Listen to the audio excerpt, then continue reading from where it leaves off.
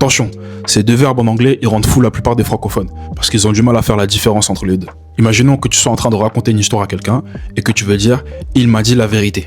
Certains, ce qu'ils vont faire dans leur tête, lorsqu'ils vont traduire la phrase du français à l'anglais, il va dire « he said me the truth ». Mais selon toi, est-ce que la phrase est bonne?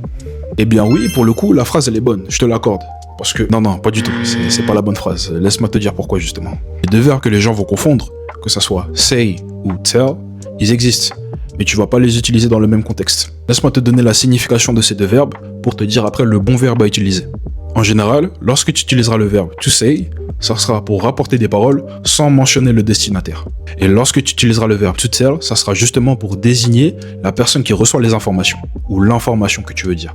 Donc à l'avenir, ne dis pas he said me the truth, mais dis plutôt he told me the truth. Et tu verras que ta phrase sera comprise et pas mal interprétée.